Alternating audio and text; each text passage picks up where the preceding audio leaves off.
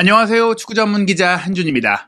황소 황희찬 선수가 한가위 명절에 진행되고 있는 2023-2024 시즌 프리미어리그 7라운드 최대 이변의 주인공이 됐습니다. 시즌 개막 후 6라운드까지 전승을 거두고 있던 맨체스터 시티를 상대로 처음 승리를 거둔 프리미어리그 팀, 바로 황희찬 선수가 결승골을 터뜨린 울버햄프턴이 됐는데요. 경기 전부터 과르디올라 감독이 울버햄튼에 대해 설명하면서 코리안 가이라는 발언을 하며 황희찬 선수를 경계했고, 이 발언이 또 황희찬 선수에게 무례하다라는 논란도 있었거든요. 황희찬 선수가 그 논란 속에서 이 경기 최고의 화제, 최고의 주인공이 됐습니다. 영국 현지 중계방송도 황희찬 선수를 클로즈업하고 기립박수까지 나왔고요. 경기 후에 맨체스터 시티의 과르디올라 감독이 울브스를 인정하는 발언까지 나왔습니다. 황희찬 선수의 활약 어땠고, 경기 주요 상황 어땠는지, 그리고 현지 반응과 평가 어떤지 지금부터 총정리하고 분석해드리도록 하겠습니다. 황희찬 선수 올 시즌 공식 경기 5호 골이자 프리미어리그 4호 골을 맨시티를 상대로 기록을 했습니다. 울버햄튼이 브라이튼에 4대1 참패를 당할 때도 황희찬 선수가 골맛을 봤었고, 아쉽게도 이제 에버튼전 1대0 승리 때는 황희찬 선수의 골이 없었어요. 그리고 나서 카라바오컵 블랙풀전 5대0 승리가 있었고, 크리스탈 팰리스전 2대3 패배, 이때도 이제 황희찬 선수가 골을 넣었는데 팀이 승리하지 못했었죠. 그리고 리버풀과의 홈 경기도 황희찬 선수의 선제골에도 불구하고 3대1 역전패가 나왔습니다. 그리고 황희찬 선수의 득점이 없었던 루턴타운전 1대1 무승부, 이때는 전반전에 벨레가드 선수가 퇴장당하는 수적 열세가 되다 보니까 황희찬 선수가 좋은 플레이를 펼치다가도 전반 45분에 교체되어야 하는 상황이 있었거든요. 그 이후 주중 경기였죠. 입스위치와의 카라바오컵 경기에서 또한 황희찬 선수가 멋진 골을 터뜨렸음에도 불구하고 충격적인 2대3의 패배를 당했습니다. 그리고서 맞이한 맨시티전, 이번에는 황희찬 선수의 골이 팀의 승리로 이어지는 결과가 됐는데요. 이 결과가 워낙 대단한 결과입니다. 영국 BBC 스포츠의 헤드라인을 지금 황희찬 선수가 장식하고 있고, 맨시티의 퍼펙트 스타트가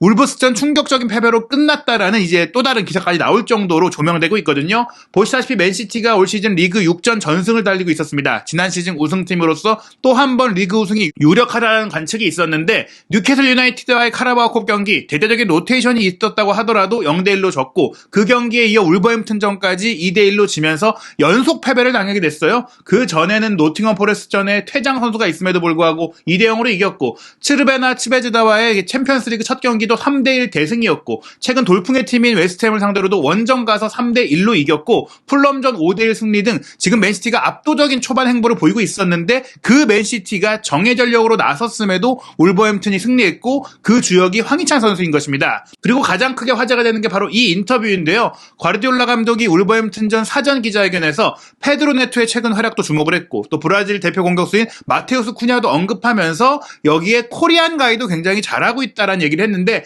황희찬 선수에 대해서만 이름을 언급하지 않고 코리안 가이라고 얘기했어요. 이것에 대해서 일부 팬들은 황희찬 선수를 조명한 것이다, 주목한 것이다라고 얘기하기도 했지만, 또 다른 팬들은 아니 그러면 네투에 대해서도 포르투갈 가이라고 해야 되는 거 아니고 당신에 대해서도 스페인 감독이라고, 스페니시 가이라고 해도 되는 거냐, 이거 좀 무례한 거 아니냐, 이런 논란들이 있었는데, 사실 저는 순간적으로 과르디올라 감독이 발음이 어렵기 때문에 이제 황희찬 선수의 이름을 좀 얘기하지 못한 게 아닐까라는 생각이 들긴 하거든요. 지난 여름에 프리시즌 투어로 한국에 와서도 좋은 기억을 남기고 왔었고, 한국에 대해 우호적이고, 손흥민 선수에 대해서도 좋은 발언을 많이 해왔던 감독이기 때문에 굳이 이제 비하성에 좀 부정적인 이유는 아니겠지만, 어찌됐건 황희찬 선수를 주목할 수밖에 없는 것이, 최근 황희찬 선수가 말씀드린 대로 계속해서 중요한 골들을 많이 넣고 있었고, 올 시즌에 벌써 5호 골이잖아요. 브라이튼전의 시즌 첫 골을 시작으로 크리스탈 팰리스전, 리버풀전, 그리고 직전에 입스위치전까지 계속해서 골을 넣고 결정적인 상황을 만들고 있고, 굉장히 파워풀한 플레이를 전방에서 보이고 있다 보니까 과르디올라 감독이 분명히 신경 쓰고 있는 선수라는 것들이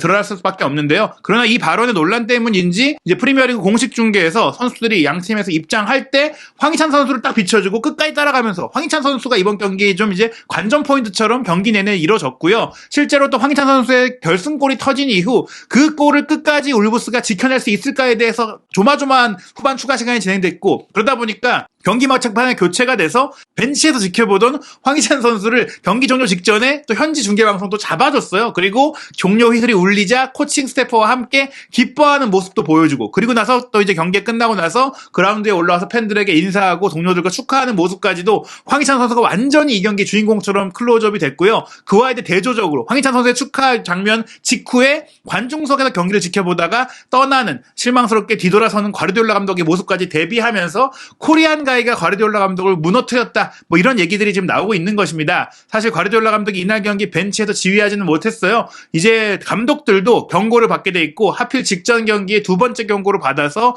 과르디올라 감독이 경고 누적 징계로 벤치에 앉지 못하는 관중석에서 경기를 봐야 하는 상황이었는데요. 그렇다고 하더라도 그게 경기력에 변명이 될 수는 없을 것 같습니다. 이날 경기 맨시티도 최정예 멤버가 출전을 했습니다. 엘링 홀란 선수 최전방에 배치됐고 최근에 이선과 미드필드 영역에서 더브라이너의 부상 공백까지 메우고 있다라는 호평을 받고 있는 훌리안 알바레스가 이제 공격한 미드필드로 배치가 됐고요. 좌우 측면에 벨기에 윙어 도쿠, 잉글랜드 대표 윙어 포든이 배치가 됐고 두 명의 중앙 미드필드로는 코바치치와 마테우스 누니에스, 포백 라인은 아케, 후뱅 디아스, 아칸지, 카일 워커, 골문 에데르생은 지켰으니까 베르나르도 실바와 이제 케빈 더브라이너의 부상 이탈이 조금 아쉽긴 해도 가동할 수 있는 가장 뛰어난 선수들이 나왔습니다. 이를 상대한 울버햄튼 같은 경우에는 황희찬, 쿠냐, 네투의 3톱 최근 세 선수 모두 컨디션이 굉장히 좋죠. 여기에 좌우 윙백 아이투누리와 세메두 두 명의 중앙 미드필드로 주안 고메스와 르미나 3백으로 토티 고메스와 도슨 킬먼 골문 주제 싹 골키퍼가 지켰는데요. 홈몹의 경기 후 평점인데 홀란 선수 올 시즌 현재까지도 여전히 8골로 득점 선두이지만 이 울버햄튼과의 경기에는 철저하게 꽁꽁 묶이면서 평점 6.3점으로 출전한 공격수, 양팀 공격수 중에 최저 평점을 받았고요.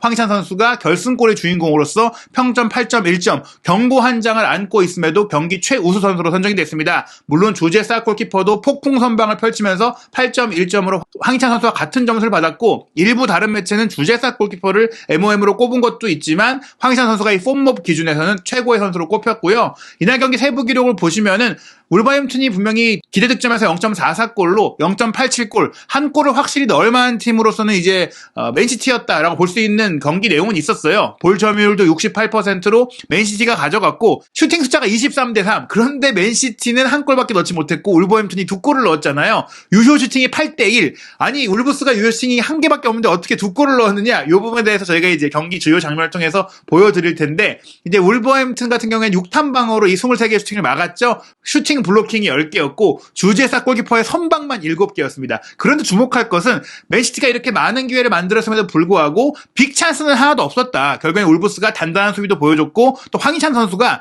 골만 잘 넣은 게 아니라 연계 과정과 전방 압박까지 굉장히 잘해줬거든요. 일단 선제골 장면 보시면 전반 12분에 페드로 네투 선수가 확실하게 올 시즌에는 부상을 완전히 털어내고 엄청난 힘과 속도, 개인 돌파력을 보여주고 있잖아요. 맨시티의 공격이 차단된 이후에 자기 진영에서부터 거의 4-5명의 맨시티 수비를 무너뜨리고 돌파해내고 문전까지 치고 들어갔어요. 이 과정 속에서 아케 선수가 몸으로 부딪혔는데 뿌리치고 들어가서 마지막 컷백 시도할 때 반대편으로 이제 쿠냐와 황희찬 선수가 달려들고 있을 때 그쪽을 보고 크로스 패스를 연결했는데 후뱅 디아스가 이걸 막으려고 몸을 던졌는데 디아스를 맞고 자책골이 됐습니다. 즉 보시는 대로 슈팅이 아니라 크로스였는데 그게 자책골이 되다 보니까 울버햄튼이 단 하나의 유효 슈팅인데 두 골을 넣었다. 그리고 단 하나의 유효 슈팅 중에 골이 된 것은 황희찬 선수의 골이었죠. 이 선제골로 앞서가던 울버햄튼이 사실은 후반전에 좀 많이 밀리기도 했었고 58분에 훌리안 알바레스의 기가 막힌 오른발 가마차기 프리킥 슈팅으로 동점골을 내줬어요. 이 골 이후 어떻게 보면 분위기가 좀 꺾이는 느낌들도 있었지만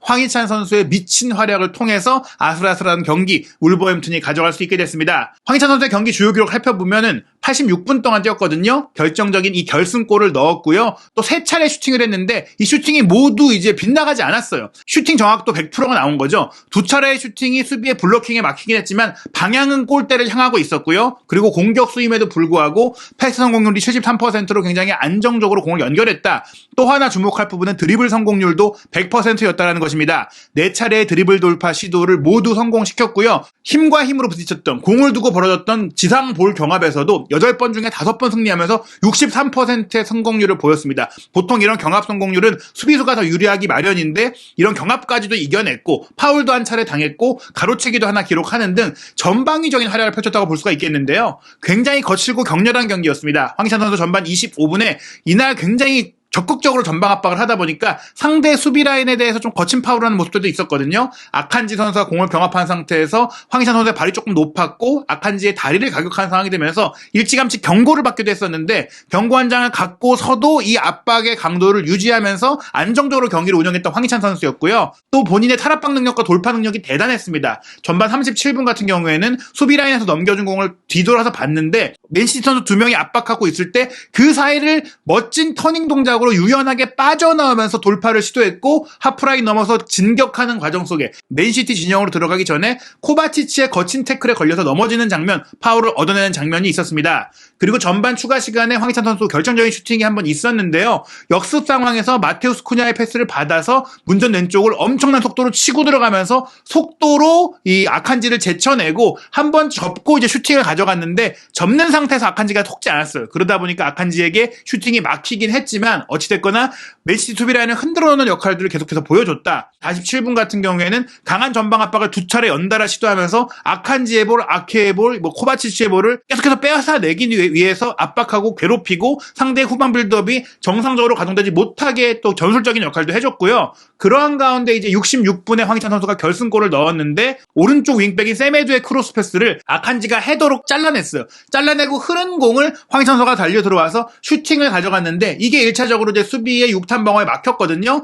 그 6탄 방어에 막혀서 흐른 공이 공격진의 가담에 있던 마테우스 쿠냐에게 연결됐고 쿠냐가 이 공을 받아서 욕심부리지 않고 여기서 사실은 에데슨 골키퍼도 있고 아칸지도 바로 앞에 있었기 때문에 무리하게 슈팅 가져가면 막힐 수밖에 없었는데 안정적으로 황희찬 선수에게 다시 밀어줬고 황희찬 선수는 이걸 논스톱 슈팅으로 연결하면서 에데르송이 달려들어왔지만 통과시키는 정말 정확하고 강력한 슈팅으로 결승골을 성공시킨 것입니다. 황희찬 선수가 82분에 열심히 뛰다가 압박도 많이 해주다가 다리 근육 경련으로 이제 쓰러지는 모습이 있었는데 넘어져서 시간을 끈다고 생각하는 것인지 도쿠 선수가 이제 밀어서 나가라고 하는 장면이 있었고 그러다 보니까 양팀 선수들이 또 이제 엉켜서 신경전을 벌이는 장면이 나왔는데 이 장면조차도 황희찬 선수가 굉장히 영리하게 막판에 맨시티 선수들과의 심리전에서 앞선 장면이었다 이렇게 볼 수도 있겠고요. 이런 근육 경련도 있다 보니까 86분에 이제 게리 오닐 감독이 황희찬 선수를 교체해주면서 젊고 또 많이 뛸 수 있는 선수죠. 공격수 파비오 실바를 투입을 했는데 이때 울버햄튼즈의 몰리뉴 경기장에서 모든 관중들이 기립박수를 보냈고 그 모습에 황희찬 선수도 화답을 하는 모습이 또 클로즈업이 됐습니다.